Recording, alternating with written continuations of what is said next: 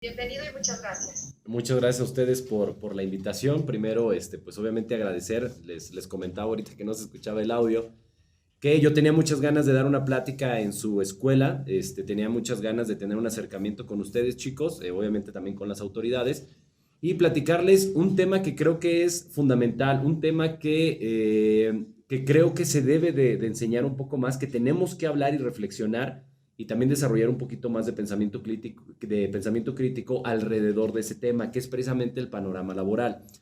Lo primero que les quiero decir es que la plática que vamos a tener hoy, las diapositivas y los datos que les voy a dar son de hace 2 años, no son actuales. ¿Por qué?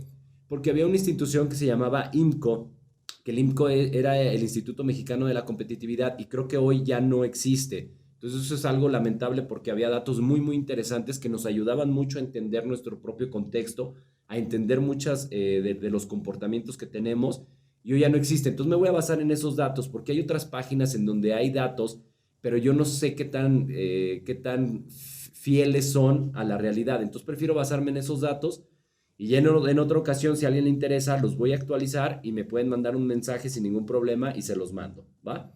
Entonces vamos a partir primero de eso, que los datos son de hace 2 años para que si checan algo en internet lo ven diferente, pues entiendan por qué puede estar un poquito diferente. Bueno, les decía que en las conferencias o en los talleres o etcétera, a mí me gusta primero entender bien cuál es el tema y desarrollarlo bien para saber cuáles son los alcances que tiene y para qué nos puede servir. ¿Por qué una plática de panorama laboral? ¿Y por qué creo que es tan importante que todas las escuelas o todos los chicos tengan pláticas de panorama laboral? Porque ustedes están a punto de entrar o están tomando ahorita una decisión muy importante.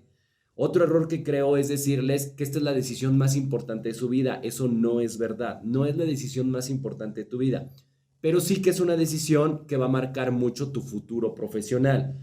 En la vida nosotros tenemos diferentes áreas, como puede ser la laboral, puede ser la académica, puede ser la amorosa, puede ser la espiritual, puede ser la deportiva, etcétera. Cada uno de nosotros tiene diferentes áreas de vida que le interesan. Hay muchas áreas de vida, pero por ejemplo a mí no me interesa algún área de vida que a lo mejor a otra persona sí. Entonces, pero a todos nos debe de interesar la parte académica y profesional porque finalmente es el modelo económico en el que estamos basados.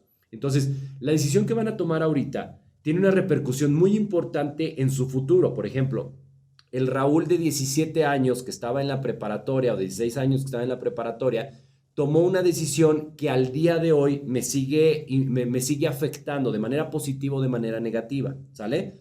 Entonces, por eso creo que es importante que sepan que la decisión que van a tomar hoy no les afecta tanto hoy, sino que les va a afectar en el futuro, ¿sí? Si estudias, una de las cosas que creo yo que no hemos entendido bien es que si tú decides estudiar leyes, o si tú decides estudiar medicina o ingeniería o comunicación o lo que sea, eso realmente no es tan importante, sino el cómo vayas a llevar el proceso. Por ejemplo, la carrera mejor pagada al día de hoy es ingeniería química. Siempre ha sido de las mejor pagadas en los últimos años. Pero eso no quiere decir necesariamente que si tú escoges ingeniería química vas a ser el más rico en tu ceremonia de graduación de 20 años. O sea, se van a reunir en 20 años después de haber egresado, van a hacer una reunión, van a tomarse ahí unas copas y van a verse después de tanto tiempo. Y el que estudió ingeniería química no necesariamente es al que le va a ir mejor, ¿va? Ahorita, por ejemplo, filosofía es una de las carreras peor pagadas en todo México, bueno, en todo el mundo, en toda América Latina. Pero no necesariamente quiere decir que si estudias filosofía no vas a tener ni para comer, porque filosofía es una carrera que se va a ir poniendo de moda, se van a ir dando cuenta, se va a empezar a poner de moda nuevamente. ¿Por qué? Porque como viene la automatización y la digitalización muy fuerte, se van a requerir perfiles de profesionistas que piensen más que hagan algo mecánico. Entonces vamos a ir platicando todo esto un poco. Entonces, panorama laboral es esa idea de adelantarte a lo que va a pasar en el futuro y pensar si las decisiones que estás tomando hoy te van a acercar a lo que quieres o realmente solamente estás tomando la decisión por alguna situación en específico, que ahorita vamos a ir platicando un poquito de eso, ¿va? Entonces, Lo primero que quiero preguntarles, y si me pueden contestar en el chat, Ulises, ¿me apoyas ahí si escriben algo ahí que sea interesante para comentarlo, porfa? Lo primero que quiero preguntarles es, ¿para qué quieren estudiar una carrera profesional? Piénsenlo bien, no contesten en automático. Yo sé que cuando alguien te pregunta ¿para qué? Luego se te viene una respuesta a la mente, pero piénsala un poquito. No escupas una respuesta. ¿Por qué? Porque fíjense, ya tengo aquí las 5 respuestas que el 80% de ustedes iba a contestar. Para ser alguien en la vida, para tener un mejor futuro, porque me gusta, por ejemplo, si vas para ingeniería, porque me gustan las matemáticas, si vas para medicina, porque me gusta la biología, si vas para comunicación, porque me gusta salir a cuadro, si vas para, etcétera, ¿no? Para abogado, porque me gusta y tal, ¿no? Porque siempre he querido, tal cosa, ¿no? Y la otra es porque tengo un tío al que le fue muy bien, porque tengo un tío el que no sé qué. Si no puedes contestar con estas respuestas, con estas 5 respuestas, ¿cuál pudiera ser tu respuesta? ¿Por qué les digo que no se vale responder esas 5 cosas? Porque esas respuestas no son tuyas. Son respuestas que han sido improntadas en tu cerebro por tus códigos culturales. Puede ser que haya sido improntada porque tu mamá te dijo, influyó en ti, puede ser tu papá, puede ser tu tío, puede ser tu maestra, puede ser etcétera, etcétera. Entonces, cuando ya empiezas a reflexionar por qué realmente quieres estudiar arte, entonces ahí es en donde puedes entender algunas cosas que no son como automatizadas. Para sentirme útil, por ejemplo, fíjense, me acaban de poner ahí que alguien escribió para ser útil. La pregunta es, chicos, si ustedes no estudian una carrera o no van a la universidad, ¿no van a ser nadie en la vida? Porque dicen, para ser alguien en la vida, si no estudias, ¿no eres nadie en la vida? Si no estudias, ¿no vas a ser útil? Esa es la pregunta, ¿no? Otra es, para ayudarme a mí mismo en el proceso de qué nada se dice del proceso. Va a psicología, ok. Entonces, quieres estudiar para ser psicólogo, pero ¿para qué quisieras ser psicólogo? Para ayudarse a sí mismo, ok. Para ayudarte a ti mismo en el proceso, ok. Entonces, fíjense bien por qué, y cuando uno empieza a preguntarle a la gente, hay una técnica, que es que cuando tú estás ayudando a descubrir a alguien, ya sea su propósito de vida, su pasión de vida, su trayecto de vida profesional, o por ejemplo, yo me dedico también a asesorar a personas, políticos, empresarios, etcétera, para que desarrollen una imagen personal profesional. Y una de las cosas que les digo es, a ver, ¿para qué quieres ser popular? ¿O para qué quieres tener seguidores? ¿O para qué quieres esto? ¿Para qué quieres aquello? Y me dicen, ¿por qué tal? Y les digo, ¿pero por qué? Y les pregunto 4 o 5 veces por qué y nadie lo puede responder. Es muy difícil responder porque nadie se pone a pensar y nadie se pone a reflexionar para qué realmente queremos las cosas. ¿Cuántos de aquí, chicos, quieren un iPhone? ¿En qué iPhone vamos? ¿En el 52.5? ¿Qué iPhone vamos? ¿En el 12? Ok. ¿Quién de aquí quiere un iPhone? ¿Quién de aquí quiere viajar al extranjero? ¿Quién de aquí quiere un departamento y quién de aquí quiere un carro nuevo? Ok. No he visto el chat porque no lo tengo aquí, pero yo apuesto a que la mayoría de ustedes quieren esas 3 cosas. ¿Y saben por qué las quieren? Porque ustedes pertenecen a una generación que ha sido bautizada como la generación Z, los centennials, y tienen un código cultural al que pertenecen y entonces ustedes quieren cosas, pero por el contexto en el que viven, no porque realmente lo quieran. Si tú, pregúntenle a sus papás, ustedes son centennials, sus papás deben ser como generación X, algunos baby boomer. Pregúntenle a sus papás, papá, ¿qué preferirías? Que te compren o que alguien te regale una casa o un viaje por el mundo. Y se van a dar cuenta que la mayoría de los papás prefieren una casa porque su código cultural, lo que les enseñaron a ellos, lo que ellos creen en su imaginario, gracias, es que la casa es el mejor patrimonio que puedes hacer. Es lo mejor que puedes tener. Por eso se endeudan 20 o 30 años pagando y pagando una hipoteca para al final tener una casa. No importa que la paguen 7 veces del precio del que realmente costaba esa casa, porque la sacaron por un crédito de banco, del Infonavit o de lo que sea. Y yo les digo a ustedes, ¿cuántos de ustedes quieren una casa? ¿Quién de ustedes quiere endeudarse 7 años con una casa? Y apuesto a que la mayoría no quiere, porque la mayoría de ustedes está pensando quizá en vivir en otro país. ¿Sí o no?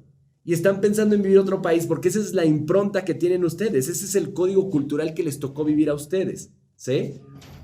En el pasado, sus papás o los papás de sus papás, la mayoría no tenía la oportunidad. Los papás de sus papás, muchos no estudiaban una carrera universitaria, porque el contexto no dictaba que tenías que estudiar una carrera universitaria. Luego después se ponen de moda las carreras universitarias y todos estudian leyes, todos estudian medicina, todos estudian pues las carreras que son las más antiguas, ¿no? Y ahora ustedes tienen una gama de posibilidades tan grande, tan amplia, que se confunden. Se confunden porque son demasiadas las posibilidades. O sea, nada más la oferta académica que hay de universidades públicas es mucha. Ahora, si le sumas la oferta de carreras privadas que hay, es mucha. Y entonces, a veces el orientador se estresa y dice, ¿por qué no sabes? Llevamos 2 años o 1 año de orientación vocacional y todavía no tienes ni idea qué estudiar. O tienes 3 o 4 opciones. Pero es porque hay varios fenómenos en el contexto que influyen en las decisiones que están tomando o en cómo están pensando la realidad. ¿Cuántos de ustedes, por ejemplo, quieren ser influencers? ¿Y cuántos de ustedes pueden llegar con su papá o su orientador vocacional y decirle, oye papá, oye orientador, yo quiero ser influencer? Y le van a decir, claro, mira, hay estas opciones, esto puedes hacer y etcétera. Porque el contexto está cambiando muchísimo. Hoy en día un influencer puede estar ganando en un mes lo que tu papá va a estar ganando en 10 años. Claro, hay influencers que se van a estar muriendo de hambre. Pasa lo mismo que con los futbolistas. Messi gana lo que 300 profesores de Harvard y lo que creo que 2,000 o 3,000 profesores de aquí de México, pero es uno. Y muchos no llegan al sueño y entonces se quedan ahí en el trayecto y se empiezan a frustrar. Entonces, todo eso es lo que hay que ir analizando. ¿Quieres ser influencer, pero para qué quieres ser influencer? ¿Nada más porque está de moda o realmente quieres compartir algo? ¿Va? Entonces, vamos a ver. Ok, les voy dejando ahí como reflexiones. Ya ustedes ahí lo van pensando un poquito en su casa.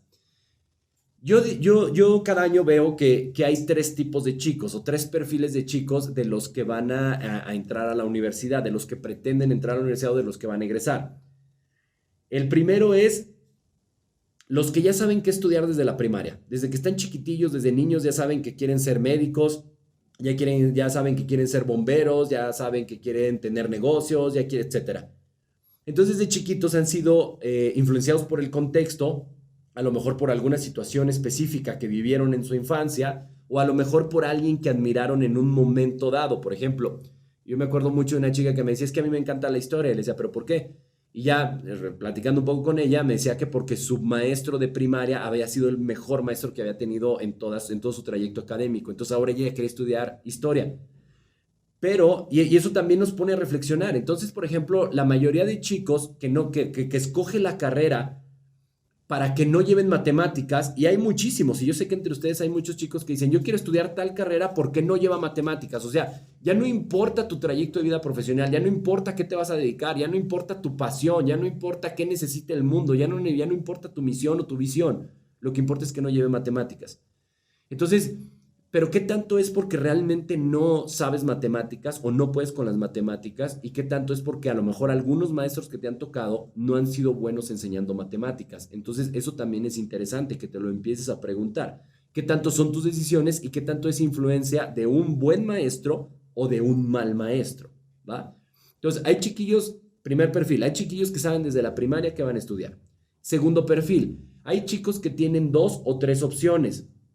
Luego hay unos que llegan y dicen, no, yo tengo 5, yo tengo 6. No es cierto. Generalmente cuando vienen aquí conmigo, yo les doy gratis para el que quiera. De hecho, estoy disponible. Pueden buscar ahí en la diapositiva, en la parte de arriba de la izquierda, ven Tinkers. Pueden buscar Tinkers en Instagram, pueden buscar Tinkers en TikTok, pueden buscar Tinkers en Facebook. Tenemos página web, etc. Si se meten a Facebook, por ejemplo, pueden mandar un inbox y decir, Raúl, tú dijiste que dabas gratis una entrevista de trayecto de vida profesional y sin problema les ayudo a hacer un trayecto de vida profesional, a que tracen su trayecto de vida profesional. Bueno, entonces, y cuando llegan aquí conmigo me dicen, Raúl, yo tengo 5 opciones. Y le digo, ¿cuáles son? Y me dicen, ingeniería química, químico farmacobiólogo, ingeniero en alimentos, y ya la cuarta y la quinta yo sé que esa no es verdad. Yo sé que nada más es como el miedo de escoger entre las primeras. Ajá. Entonces, la 4, la 5 y la 6 que numeran, yo sé que es puro relleno, ¿sí? Generalmente siempre lo ponemos en orden de importancia. Entonces, yo ya sé que la primera ya tiene una cierta puntuación. Luego ya les empiezo a explicar de qué va cada una. Hacemos un análisis de cómo es posible que estés con cada una de las carreras y entonces ya tomamos en conjunto, les dejo alguna actividad, alguna tarea, algún ejercicio para que hagan en casa y entonces ustedes mismos se van contestando las preguntas de en dónde quieren estar. Por ejemplo, un ingeniero en alimentos tiene un perfil profesional sumamente diferente a un ingeniero químico o un químico farmacobiólogo. Entonces ya cuando empiezan a entender las diferencias ya toman mejores decisiones. Pero en mi experiencia solamente tienen 2 o 3 opciones, no más, ¿va? Y por último tenemos a los NPI, que son los que no tienen ni poquita idea. ¿Ah? Guiño, guiño. Ok, no tienen ni idea de qué está pasando. Ahora, eso no es tu culpa. Una de las cosas que yo creo que en la mayoría de las escuelas está mal es que generalmente buscamos que los chicos tengan una respuesta generalmente automática. ¿Hiciste la tarea, sí o no? Y ya, o sea, solamente se limita a sí o no. Sabes que vas a estudiar y tienes que, y hasta te esfuerzas por tratar de contestar algo cuando no tendrías que hacerlo de esa manera. Puedes decir, no sé, y quiero tomarme un año sabático, quiero tomarme un año para realmente saber qué es lo que quiero hacer. De hecho, yo tengo un proyecto que no he podido echar a andar, que es crear un curso para chicos que salen de la preparatoria y que no entren a la universidad, que se tomen un año en donde puedan hacer como una especie de prácticas profesionales. Por ejemplo, si tú quieres ser ingeniero de la zona industrial, tener convenios con empresas, decir, mira, estos chicos todavía no estudian, pero quiero que vayan un año a la industria, a tu empresa, para que ellos vean si realmente lo que pasa todos los días ahí es realmente lo que quieren para su vida. Porque luego llegan conmigo chicos y me dicen, Raúl, yo quiero ser médico. Y les digo, ok, ¿por qué? No, pues es que me veo como el Doctor House llegando y con mi bastón y mi moto y empiezo a dar órdenes y luego todos se enojan conmigo y al final yo resuelvo los casos. Y les digo, date una vuelta al hospital porque realmente no es así. No es así. O por ejemplo, otros chicos que van a leyes y dicen, no, yo voy a llegar y entonces voy a empezar a decir que no sé qué y voy a enseñar las pruebas. Le digo, esos son los juicios orales que apenas se están implementando en México, pero creo que te estás basando en alguna serie que es de Estados Unidos. O por ejemplo, ahorita hay carreras de moda, como por ejemplo criminología, y los chicos creen que van a llegar caminando a la escena del crimen, van a ver el cuerpo tirado, van a decir, la bala 45 grados, el viento, ¿cómo no? Entonces fue un latino. Y no, o sea, esa es una idea muy estereotipada, muy hollywoodense, le digo yo, muy hollywoodense de lo que realmente se van a dedicar. Muchos criminólogos ni siquiera van a la escena del crimen, están sentados en un escritorio, les llegan los expedientes, empiezan a analizar lo que el perito criminalista ya hizo en campo y solamente tienen que ir haciendo deducciones o tal, varias cosas, ¿no? Análisis grafoscópicos y un montón de cosas. Pero no es como te lo pintan en la pared. Entonces, un año que tú inviertas en realmente entender de qué se tratan las carreras universitarias, pero no nada más las carreras universitarias en el estudio, sino que entiendas cuál es la diferencia de estudiar una carrera y no estudiar una carrera y realmente te apasiones por lo que quieres hacer, eso va a marcar la diferencia. Yo, por ejemplo, les decía la semana pasada fui a dar una conferencia que es de mercadotecnia, de valor agregado, y les decía, fíjense, y no es por discriminar, pero yo, por ejemplo, yo me considero maestro, aunque tengo algunos negocios y tal, yo me considero maestro como tal. Les digo, pero yo una conferencia, por ejemplo, por mínimo la cobro en 8,000 pesos. La llevo a cobrar 15, 20 mil pesos, etcétera, dependiendo. Una conferencia de 1 hora. Y conozco maestros que cobran la hora clase a 40 pesos la hora clase. Cuando mejor te va como maestro, así maestro como tal, sin dar conferencias, en posgrado te las pagan como entre 300 y 550 pesos la hora clase. ¿Cuál es la diferencia entre un maestro que cobra, vamos a pensar, 100 pesos la hora clase y un conferencista que cobra 8? Hay unos que cobran 60, yo espero algún día estar de ese lado, 60, 80 mil pesos, hay unos que cobran hasta 150 mil pesos o más, dependiendo de quién sea. ¿Y cuál es la diferencia? Yo conozco maestros que tienen 2 doctorados, un postdoctorado, que son SNISA, Yajin y tal, y nunca jamás les han pagado una conferencia. Siempre les piden conferencias gratis. ¿Por qué? Porque no se apasionan, porque se limitan solamente a dar su clase que les tocó, a estar en un cubículo 8 horas, etcétera. Entonces, cuando no hay una pasión es más difícil que destaques de todos los demás. Ahora, no necesariamente tienes que destacar. Ahí también se vale que haya quien diga, ¿sabes qué? Yo quiero una vida cómoda, yo quiero nada más hasta aquí estar y tal, y convivir con, tener tiempo para mi familia, etcétera. Eso también se vale. Pero eso lo tienes que definir tú. No que lo definan por ti o que te vayas por una idea y al final el resultado sea otra, como los casos que ya les acabo de mencionar, ¿va? Entonces, primero, ¿en cuál de las 3 etapas estás? ¿Desde chico sabes qué estudiar? ¿Tienes 2 o 3 opciones o no tienes ni la menor idea? Y para cada caso hay que hacer algo diferente. ¿Sale? Quien quiera, otra vez le ofrezco hacer un análisis para ayudarlos a encontrar su pasión de vida, vamos a llamarle, ¿no? Ok, listo. Ahí no está mi mouse. Aquí está.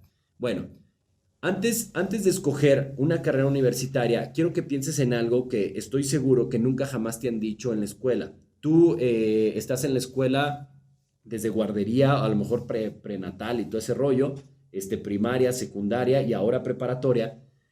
Y hay una cosa que yo critico mucho del sistema educativo, que es muy coercitivo. ¿Qué quiere decir? Que siempre nos están regañando y casi nunca nos alientan y nos dicen la verdad de cada uno de nosotros. Voy a regresar al ejemplo de matemáticas. El que haya escogido una carrera por no llevar matemáticas, creo que está en un grave, grave, grave error. ¿Por qué? Fíjense bien, nosotros aquí en el curso para ingreso a la universidad partimos o iniciamos el curso de 3 principios básicos. El primero es límite cero. ¿Qué quiere decir límite cero? Que cuando uno empieza a estudiar neurociencia, cuando empieza a ver lo que los neurocientíficos están descubriendo, se da uno cuenta que el cerebro es un órgano increíble. No hay nada parecido al cerebro. O sea, el cerebro es la cosa más increíble que puede haber. Para que se den una idea, cada uno de ustedes tiene algo así como 100.000 millones de neuronas. Cada cerebro de ustedes tiene 100.000 millones de neuronas. Ahí, por ejemplo, hay autores que dicen que 80, hay autores que dicen que 40, etcétera. Yo me quedo con la cifra de 100.000 millones de neuronas, ¿va? Con esa cantidad de neuronas, pues tú no haces nada. O sea, dices, bueno, ¿y qué? ¿Ese número qué? Es como los políticos que invierten millones y millones y lo dices, y yo no lo veo todos los días, ¿no? Bueno, cada uno de ustedes tiene 100.000 millones de neuronas. Cada neurona puede hacer entre 20 y 50.000 conexiones sinápticas. ¿Qué quiere decir? Que una neurona se conecta con otra. Cada que tú aprendes algo nuevo, cada que tú tienes un pensamiento, cada que quieres mover la mano, etcétera, hay un montón de conexiones neuronales y eso se le conoce como puente neuronal, ¿va? Ok. Para que se den una idea y para no hacerles el cuento más largo, cada uno de ustedes hace poco leí un estudio de que salió en la BBC de Londres, que intentaron hacer las funciones más básicas del cerebro y para lograrlo necesitaron 1,000 computadoras. Para hacer las funciones más básicas del cerebro, 1,000 computadoras. Tu capacidad intelectual equivale por lo menos a 1,000 computadoras, por lo menos. Hay quienes dicen que 2,500, hay mucha información que todavía no es muy precisa, pero tu cerebro tiene el poder de almacenamiento de información de por lo menos 1,000 computadoras. Entonces, si tú estás escogiendo una carrera porque crees que no tienes la capacidad intelectual, estás en un grave error. No sé si sepan, pero el proceso intelectual más difícil que hiciste en toda tu vida o que vas a hacer en toda tu vida, no importa qué te dediques, no importa si eres neurocirujano, no importa si eres mecánico cuántico, no importa si te vas a especializar en física cuantitivista o lo más loco que te puedas imaginar, el proceso más difícil que un ser humano hace, por lo menos intelectualmente hablando, el proceso más difícil que va a hacer en su vida es hablar un idioma. Si todos ustedes saben hablar un idioma, eres un genio. Eres un genio. Solamente que hay varias cosas que aún no descubres. Primero, creértela que eres un genio, o sea, saber la capacidad real de tu cerebro. Segundo, saber usar el cerebro, saber usar cuál es el método para aprender mejor para ti, porque no todos aprendemos igual. No a todos nos hacen los mismos ejemplos, no todos vivimos en el mismo contexto, no todos llevamos la misma alimentación. Por ejemplo, se ha descubierto que Hay personas que están en un modelo educativo muy bueno, pero si no tienen las cuestiones, diría Maslow, las cuestiones básicas, por ejemplo, seguridad, alimentación, etcétera, no van a aprender en un 60% menos. Entonces, la capacidad intelectual no es un determinante para lo que te vas a dedicar, porque todos somos genios. El punto es que vayas desarrollando esa parte, que sepas cómo puedes estudiar, aprender a aprender, usar técnicas como Pomodoro, etcétera, etcétera, y eso te va a ayudar muchísimo a convertirte en un genio. Todos ustedes pueden ser genios, solamente necesitan primero entenderlo, después encontrar las técnicas más adecuadas y saber cómo usar el cerebro y entonces van a ser genios. La tercera cosa es, yo creo que la más difícil, que son los hábitos. ¿Qué quiere decir? Que, por ejemplo, a lo mejor alguno de ustedes nació con la predisposición genética de que tu papá era atleta, tu abuelo era atleta, entonces tu código genético ya viene predispuesto a ser atleta. Pero si tú desde chico, tus papás jamás te estimularon para que hicieras ningún deporte, por el contrario, te daban refresco desde niño, te daban golosinas, te ponían en la televisión todo el día, etcétera. Aunque tú tengas la disposición genética a ser un atleta, te va a ser muy difícil a tus 17 años decir, bueno, peso 180 kilos, he sido sedentario toda mi vida y mañana quiero correr un maratón, eso va a ser sumamente complicado para ti.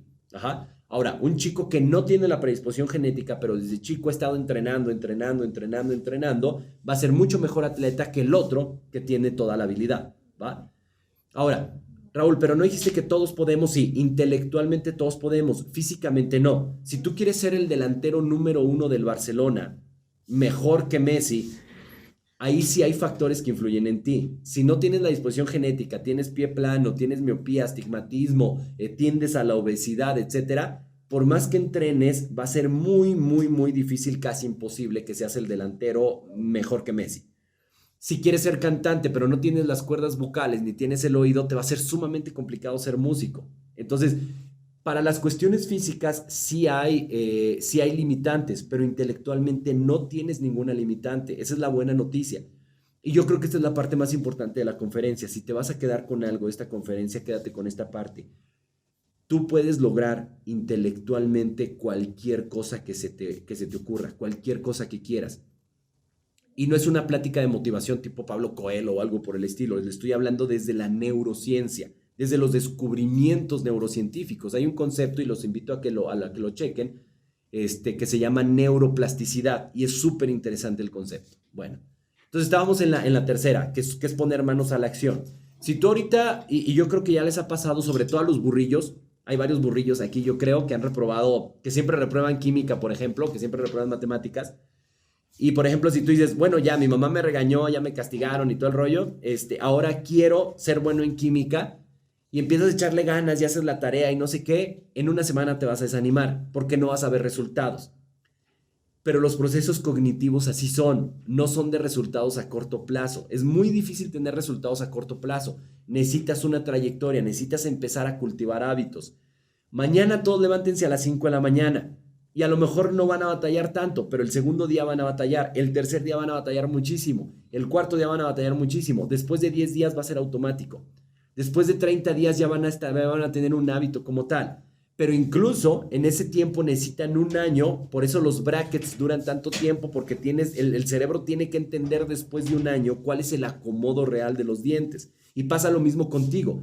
Si tú quieres volverte atleta, piensa en un plan deportivo de un año, no de una semana. Si vas a buscar, y eso es lo malo de la generación de ustedes, de que son una generación en donde se les ha bombardeado muchísimo de resultados inmediatos. La fórmula secreta, los 10 pasos, sé delgado en una semana, pasa matemáticas en 2 lecciones, y eso no es verdad. Por lo menos no es lo que muestra la neurociencia, ¿va? Entonces, primero, no tienes límites intelectualmente. Segundo, aprende a aprender. Tercero, pon manos a la acción. Descubre, o más bien, empieza desde ahorita a tener hábitos que te vayan a servir para la persona en la que te quieres convertir el día de mañana. ¿Listo? Ok. Fíjense bien. Aquí hay una, ¿dónde está mi? Ay, se desapareció mi mouse. Bueno, aquí les puse un una coordenada en donde el dinero, digamos, la pongo arriba y el desarrollo profesional lo pongo abajo. Hay otras variables, claro, hay muchísimas variables, pero lo estoy sintetizando en eso porque me ocurre mucho que luego hay chicos que me dicen, oye Raúl, yo me metí a ver cuáles son las carreras mejor pagadas y decidí que estudiar con esa información. ¿Por qué? Porque yo quiero tener dinero, yo quiero ser rico. Y luego les pregunto, ¿y para qué quieres ser rico? Pues para tener carros. Ok, sí, está bien toda la posición material. Pero cuando no tienes una idea clara de para qué quieres ser rico y tienes dinero, lo más probable es que vayas a ser una persona que no tiene felicidad. Y no lo vean como algo ñoño. Hay estudios, por ejemplo, que revelan que las personas que se sacan la lotería se vuelven millonarias, obviamente de la noche a la mañana porque sacaron la lotería, y al término de entre 7 y 10 años regresan a la misma condición económica que estaban antes de haberse sacado la lotería. O sea, si eran pobres, regresan a ser pobres, son clase media, regresan a ser clase media, etcétera. ¿Por qué? Porque no tienen la mentalidad de rico, o sea, no saben qué hacer con el dinero y empiezan a hacer puras tonterías y entonces regresan a donde estaban desde el principio. Caso contrario, también se ha estudiado a personas que tienen mucha lana, que hicieron mucha lana y que por alguna crisis, por una estafa de algún contador, algún abogado, etcétera, se hicieron pobres y al término de 7, 10 años vuelven a recuperar no solo la fortuna que tenían, sino un poco más de la fortuna que tenían antes de esa situación. Y es porque están preparados para eso. Cuando alguien tiene mucho poder, y lo vemos mucho en la política, que hay una persona que no está preparada, no solamente académicamente, sino no tiene la madurez para tener poder, le dan un puestecillo y se marea, empieza a hacer puras tonterías y se emborracha y choca y empieza con el charolazo que le llaman y empieza a hacer puras tonterías porque no está preparado, no tiene la madurez intelectual para tener ese poder. Entonces, lo que tienen que procurar, y ese sería también un consejo para las nuevas generaciones, es que tiene que haber una estabilidad, tu crecimiento tiene que ser en diagonal, no puede ir totalmente vertical hacia el dinero porque no vas a lograr nada. Ni tampoco puede ser solamente profesional, porque también conozco a muchísimos maestros, y esto me duele mucho, que veo maestros que son súper preparados, que son personas que leen muchísimo, que saben muchísimo y están batallando económicamente. Muchísimo. Tienen un bocho desde hace 80 años y no lo han podido cambiar porque nunca se preocuparon por el factor, no solamente del dinero, sino del éxito, del desarrollo profesional, de vivir bien, etcétera, etcétera. Entonces tiene que haber un equilibrio ahí, ¿va? Ok, siguiente. Hay un concepto que me gusta mucho que se llama el Ikigai. El Ikigai es una filosofía japonesa y aquí es bien interesante porque, por ejemplo, la vocación, que es lo que generalmente llevamos todos en la prepa, lo que llevamos en la preparatoria, es lo que creemos que el mundo, perdón, por lo que el mundo te va a pagar. Entonces, cuando llevas orientación vocacional, híjole, estás limitándote solamente a esta parte de acá, por lo que te van a pagar. Pero el Ikigai te habla de que hay 4 factores que deberías de considerar, no solamente la cuestión vocacional. También tienes que saber en qué eres bueno, la parte profesional. Tú otra vez puedes querer ser el delantero del Barcelona, pero si no eres bueno, pues olvídalo. O sea, la verdad es de que va a ser muy difícil para ti ser el delantero del Barcelona. Si quieres dibujar, pero no tienes la habilidad, pues, híjole, también ve sopesando qué tanto puedes dedicarte a algo en lo que eres malísimo, o hacer otra cosa que puede ser como algo intermedio. Entonces, uno es la vocación, ¿por qué te pueden pagar? Otro es la profesión, ¿en qué eres bueno? Y otro es la pasión, que eso también nos lo dicen mucho. Bueno, ¿qué te apasiona hacer? Pero eso solamente es una parte. Si tú solamente te vas, por ejemplo, yo una de las cosas que les digo y que se tienen que preguntar es que lo que tú amas hacer ahorita, lo que a ti te encanta hacer ahorita, probablemente en 30 años no te encante hacerlo. Y les pongo un ejemplo. Si yo regresara en el tiempo y viera al Raúl de 17 años y le diría, ¿qué te encanta hacer? Me diría, pues estar en Plaza del Carmen de vagabundo con los amigos, ahí nada más tirando barra, y jugar fútbol. Y ahora el Raúl, yo tengo 35 años de edad, el Raúl de 35 años, digo, no marches, ¿cómo hacía eso? O sea, ¿por qué perdía tanto tiempo con los amigos y tal? Entonces, si tú siempre vas a hacer nada más lo que quieres hacer, o sea, lo que te apasiona hacer, también piensa que hay diferentes versiones de ti. Por ejemplo, veo que aquí está José Andrés, por ejemplo. José Andrés tuvo 10 años. Entonces, lo que te gustaba hacer a los 10 años, José Andrés, no es lo mismo que te gusta hacer ahora. Es totalmente diferente. Y así va cambiando tu percepción de la vida con base en muchas cosas. Entonces también piensa qué es lo que te va a apasionar hacer en el futuro, no ahorita, porque ahorita a lo mejor te gustan los videojuegos, qué fregón, pero ¿te va a gustar a los 40 años? ¿Crees que vas a estar todo el día metido en los videojuegos las 24 horas del día? Ahorita, por ejemplo, hay una tendencia muy fuerte del gaming, en donde ustedes pueden ahorita ya estar ganando mucho dinero, no me refiero a que poquillo dinero, a mucho dinero, haciendo cosas que tienen que ver con el gaming. Ya sea, no necesariamente tiene que ser programar. Hay chiquillos a los que les pagan, y ustedes lo saben mejor que yo, que les pagan porque son buenísimos en los juegos y les envían los juegos desde antes para que vean qué errores hay y todo este rollo. También hacen streaming y entonces empiezan a monetizar a través de YouTube, a través de Facebook, etcétera. Eso lo saben ustedes. Pero ahora, si tú nada más estás jugando en tu casa y ni siquiera estás monetizando y ni siquiera haces la tarea y estás ahí nada más, pues sin hacer nada, pues piensa qué tanto eso te va a ayudar en el futuro. Hacer lo que tú quieras hacer, a lo mejor no rico, pero qué tanto te va a ayudar a lograr algo, lo que sea que vayas a lograr, ¿sale? Entonces, esa es otra. ¿Qué es lo que amas hacer? Pero ¿qué es lo que amas hacer en qué momento? ¿De acuerdo? Ok. Y la última es la misión. Yo no creo que todos tengamos una misión ya predeterminada y que es nuestro destino y todo eso, pero sí creo que hay cosas que podemos hacer para ayudar a mejorar el mundo. Sí creo que esta cosmovisión muy centennial, muy de ustedes, en donde hay que cuidar más el medio ambiente, en donde hay que cuidar los animalitos, en donde debe haber más equidad, en donde debemos de dejar de violentar a las mujeres, en donde debemos de ser menos misóginos, etcétera, etcétera. Eso me parece muy bien. Pero ¿cómo eso lo vas a poner y lo vas a conjuntar en tu Ikigai? ¿Cómo vas a poder tenerlo en una sola esfera para que sea parte de tu todo? Y no te vayas solamente a una cosa, no te vayas solamente a lo que amas porque ahí ya se está viciando. No te vayas solamente a lo que el mundo necesita porque ahí está siendo, pues como eran los ricos antes y como eran los políticos, bueno, todavía, pero ya no tanto, los ricos antes, en donde solamente querían dinero por tener dinero, ni siquiera podían gastarlo. Iban a pasar 30 generaciones antes de que se acabara el dinero, pero querían más y querían más, sin saber ni siquiera por qué, ¿va? Entonces tiene que haber un equilibrio en estas 4 áreas de vida, ¿va? Ahora sí, fue como la introducción, ¿no? Ahora sí vamos a empezar ya con la conferencia, ya que se acaba el tiempo, ya vamos a empezar. Ok, fíjense bien, chicos. En México hay 4.3 millones de universitarios. ¿Qué quiere decir? Que esa va a ser tu competencia. O sea, cuando no hay nada de algo, es muy fácil penetrar en un mercado o vender algo o porque eres el único. Pero cuando tú vas a entrar a la universidad, y esto quiero que sea como una reflexión para que pienses, bueno, sí quiero estudiar, pero ¿para qué quiero estudiar si hay 4.3 millones? Creo que ahorita ya son como 4.7 millones de universitarios que son tu competencia. Ahora, Raúl, pero no todos van para derecho, sí, pero cada vez la línea es más delgada entre a qué se dedica un abogado y qué se dedica un contador. Yo veo muchos abogados que están haciendo funciones de abogados y muchos, y a la inversa, ¿no? Abogados contadores y contadores abogados. Y también, por ejemplo, bueno, yo voy para medicina, a ver, échale, ¿quién? Véngase, yo soy un semidios de medicina, ok. Te voy a decir que hay muchas carreras ahorita que son, por ejemplo, ingeniería biomédica, que va a ser tu competencia y que van a hacer el trabajo 1000 veces mejor que tú. Y vamos a pensar, vamos a regresar al ejemplo del neurocirujano. ¿Tú crees que tú puedes hacer una operación mejor que una máquina de nanotecnología? Por supuesto que no. Ahora, ¿cuántos neurocirujanos se necesitan para hacer 10 operaciones en una semana? Pues por lo menos 10.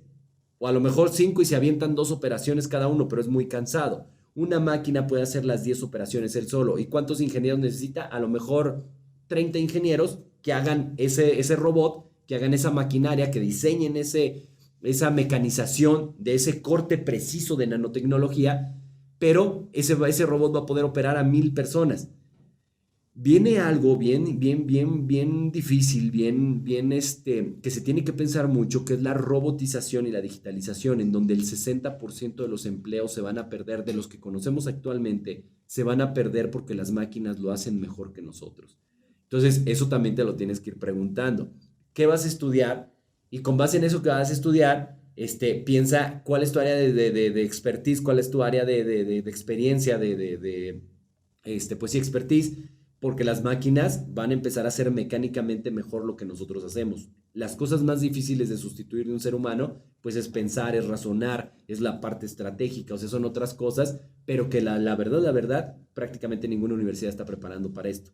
Entonces, eso también hay que pensarlo en tu plan de trayecto de vida profesional, ¿va? Ok, muy bien. Fíjense, el sueldo en México es de 6,185 pesos. Eso es lo que gana una persona en promedio. Hay quienes ganan más, quienes ganan menos. El promedio es, pues, la suma de todos dividido entre el número de los que son, ¿no?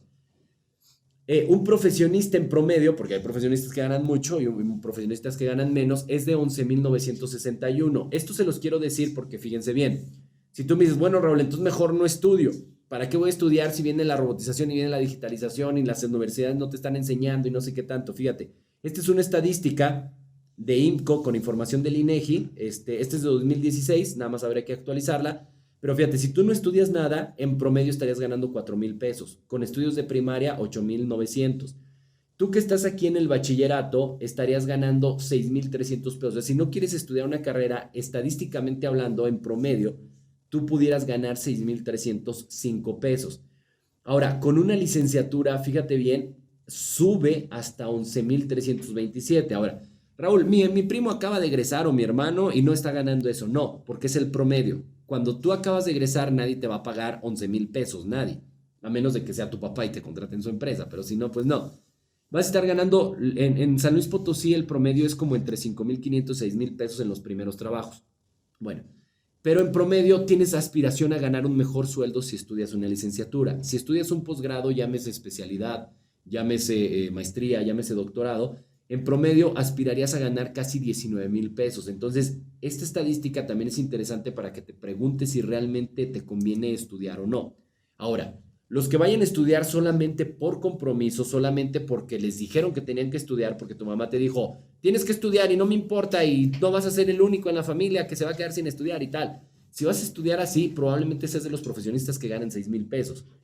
Si estudias realmente con una cosmovisión de futuro, de trayecto de vida, etcétera, pues probablemente seas un profesionista que gane mucho más dinero. Ahora, el dinero no lo es todo y estoy de acuerdo con ello. Pero también vas a ser un muy mal profesionista que no puede hacer su trabajo, que lo están regañando cada rato, que tiene una vida de estrés, etcétera, etcétera. A que si eres un profesionista que realmente es profesional, porque profesionista ya no es de profesional. Hay muchos profesionistas que no son para nada profesionistas. ¿Listo? Ok. Ahora, bueno, esto es lo mismo. Ok. ¿Cuáles son las carreras más saturadas? Por lo menos en esta parte que les digo. Por ejemplo, administración de empresas es la carrera más saturada en todo México, luego sigue contabilidad y luego sigue derecho. Ahora, estas diapositivas también para quien las quiera, manda mensaje por Facebook, por favor. Mandan mensaje al Facebook de Thinkers. Primero, le tienen que dar like a la página de Thinkers, si no, no se las paso. Y después me mandan un inbox y me dicen, oye, Raúl me dijo, porque a lo mejor no contesto yo, Raúl me dijo que me van a pasar las diapositivas y sin problema se las pasamos. Una variable no significa prácticamente nada. Por ejemplo, estamos diciendo que administración es la carrera más saturada de todo México. Entonces ya no estudio administración. No, porque por ejemplo administración es una de las que más trabajo tienen. Entonces, si hay 100 empleos y hay 105 personas, entonces realmente nada más 5 se van a quedar sin trabajo. A lo mejor una que no es saturada es filosofía, pero no hay trabajo ahorita para ellos. Entonces, es peor estudiar una carrera menos saturada, pero, o sea, tienen que hacer un cruce de variables. En estadística, si la llevaron, tendrían que entender esto. Tienen que hacer un cruce de variables para ver en dónde embona tu carrera. Si tu carrera es de las más saturadas, de las que menos dinero ganan, de las que menos empleo hay, etcétera, etcétera, entonces ahí sí te debes de preocupar un poco porque va a ser muy difícil que puedas vivir de esa carrera. ¿Listo? Ok, vámonos a la siguiente. ¿Cuáles son las que más dejan actualmente? Bueno, hace 2 años les digo, en México. La primera es ingeniería química, 33,266 pesos.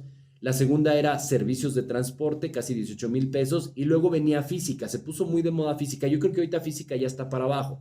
Ahora, esto también me permite decirles, porque yo sé que en el Poto hay muchos que van para medicina, que muchos dicen, yo voy para medicina y les preguntas, ¿por qué? Porque es la carrera mejor pagada. No es cierto. Si se fijan aquí, es el último lugar de las carreras mejor pagadas. No el último lugar de todas, pero el último lugar de las carreras mejor pagadas, 15,224 pesos.